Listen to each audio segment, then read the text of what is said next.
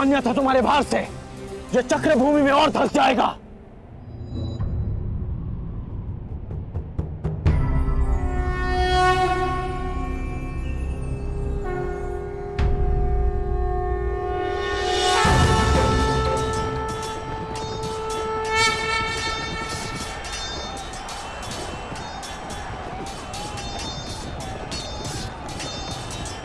धनुष उठाओ पार्थ, संधान करो।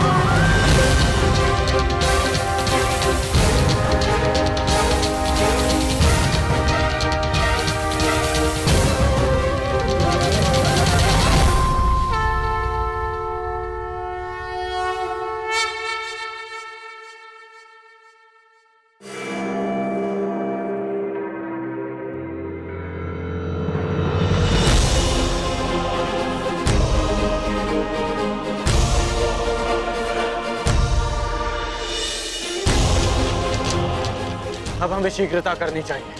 वर्तमान के कर्म भविष्य में फलदायी होते हैं अंगराज। कोई ऐसा कार्य मत करना कि भविष्य पीड़ादायी हो। तुम कभी कोई सीधी बात क्यों नहीं करते? सीधा ही कह रहा हूं अंगराज।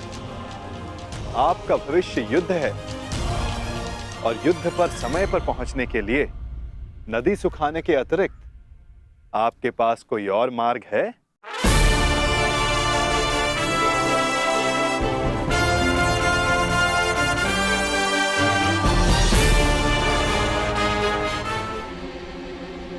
मार्ग है। तुमने उचित कहा कि मैं धनुर्धारी हूं।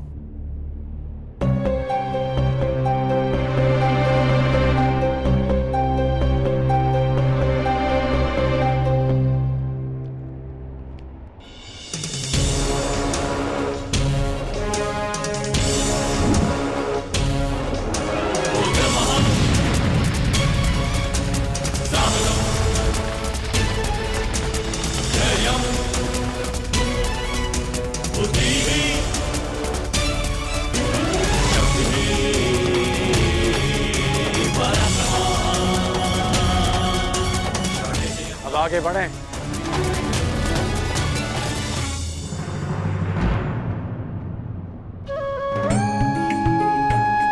निर्दोषों की प्राणों की रक्षा के लिए अपना लाभ छोड़ देना अच्छा लक्षण है कौंताय।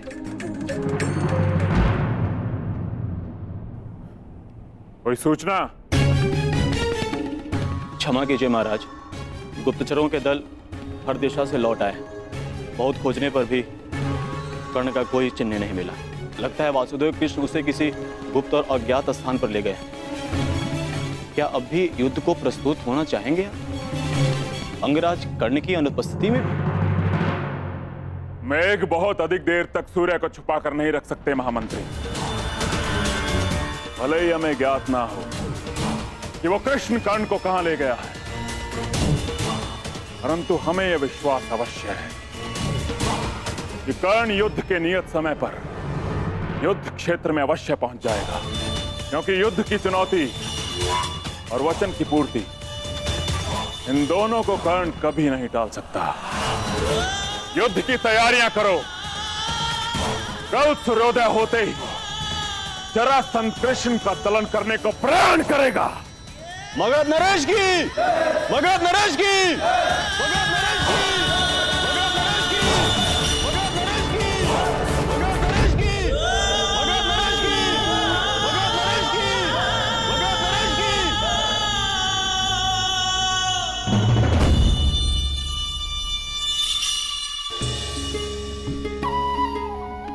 रुक क्यों गए?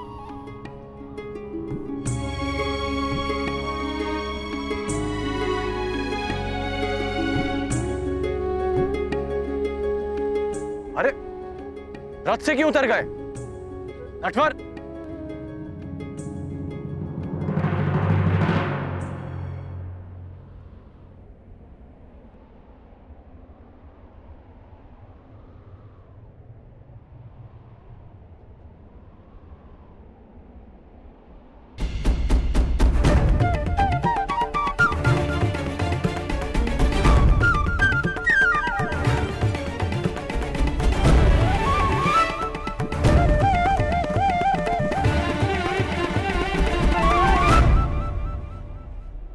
अब क्या हुआ?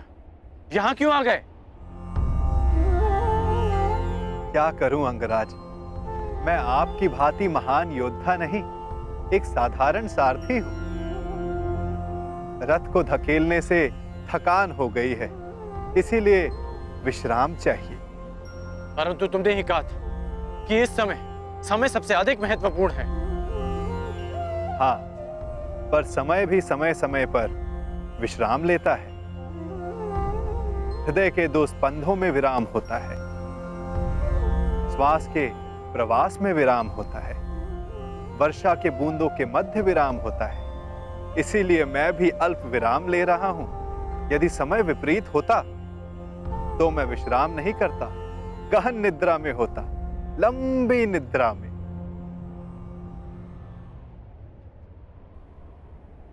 नटवर,